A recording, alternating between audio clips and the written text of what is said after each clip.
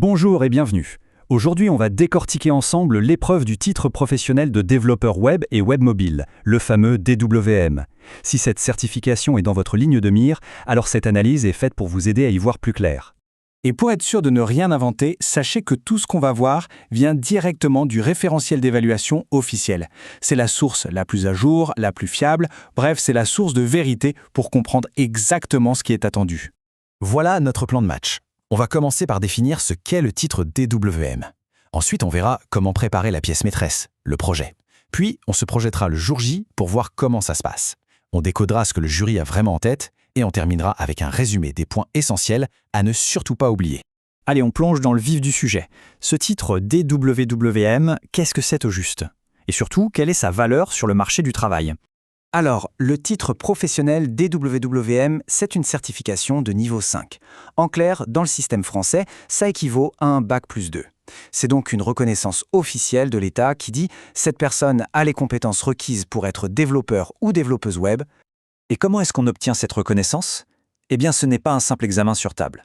C'est un jury composé de professionnels du secteur qui va évaluer le niveau. Et pour ça, il se base sur un dossier de projet, un entretien bien complet et aussi, pour certains parcours, sur les évaluations faites en cours de formation. On en arrive maintenant à ce qui est, sans l'ombre d'un doute, le cœur du réacteur, le projet. C'est vraiment la pierre angulaire de toute l'évaluation, c'est là-dessus que tout repose. Préparer ce projet, ça se fait en 3 temps. D'abord, il faut s'assurer que le projet qu'on présente balaye bien toutes les compétences demandées. Ensuite, il y a la rédaction du dossier qui va décrire tout ça en détail. Et enfin, la création du support visuel, la présentation pour le jour J.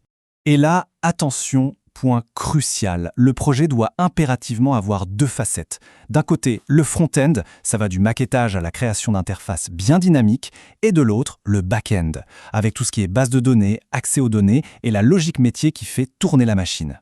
Parlons volume. Le référentiel est très précis là-dessus. Le corps du dossier de projet, sans compter les annexes, doit faire entre 30 et 50 pages. C'est un chiffre à respecter à la lettre. Ça montre qu'on attend un vrai travail de fond. Par contre, le contenu de ce dossier va dépendre du contexte. Pour un projet fait en entreprise, on attend un plan très détaillé, le contexte de la boîte, le cahier des charges. Pour un projet réalisé en centre de formation, c'est un peu plus direct, on se concentre sur la démonstration pure des compétences techniques. Un point logistique super important, même si on s'appuie sur plusieurs réalisations pour montrer toutes les compétences, au final, il ne faut soumettre qu'un seul dossier et une seule présentation. Tout doit être regroupé, consolidé dans un ensemble unique et cohérent. Bon, imaginons que le projet est prêt, le dossier est bouclé. Maintenant, comment ça se passe concrètement le jour de l'épreuve?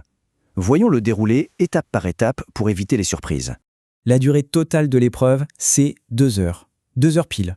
C'est à la fois long et court, donc la gestion du temps va être absolument clé. Et ces 2 heures sont ultra structurées, c'est millimétré.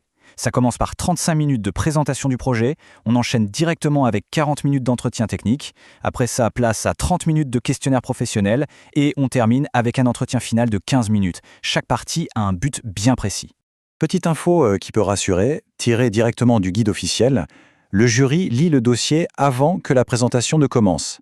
Il ne découvre donc pas le travail en direct. Et surtout, pendant les 35 minutes de présentation, ils écoutent sans interrompre. On a donc le champ libre pour dérouler son discours. Faisons un zoom sur ce questionnaire professionnel.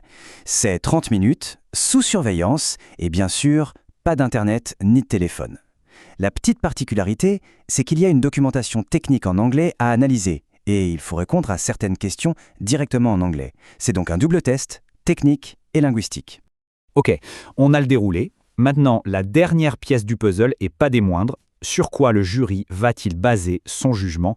Qu'est-ce qu'il regarde précisément?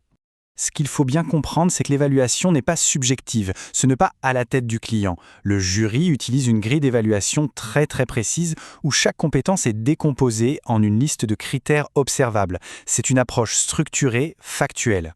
Ce tableau le résume parfaitement. Prenons le front-end par exemple. Le jury va vérifier via le projet et l'entretien si l'interface colle bien aux maquettes, si elle est sécurisée, si elle est responsive. Pour la base de données, ils vont regarder si le schéma est correct. Chaque compétence est liée à une méthode d'évaluation et à des critères de réussite très clairs. Et attention, grosse erreur à ne pas faire, croire qu'il n'y a que la technique qui compte. Le jury évalue aussi les compétences transverses, la capacité à résoudre un problème, à se documenter, à communiquer clairement. Tout ça est analysé à travers la présentation et l'entretien. En fait, ils évaluent un professionnel dans sa globalité. On arrive au bout de cette analyse. Alors pour synthétiser, si on devait retenir les quelques clés qui ouvrent les portes du succès, quelles seraient-elles ? En premier, le projet, c'est le roi. C'est la preuve par l'exemple et donc il doit être béton. Deuxièmement, le chrono est votre ami ou votre ennemi. Il faut s'entraîner pour tenir les 35 minutes de présentation et être prêt pour le marathon de 2 heures. Troisièmement, il faut faire le lien, montrer explicitement comment votre travail répond aux critères de la grille.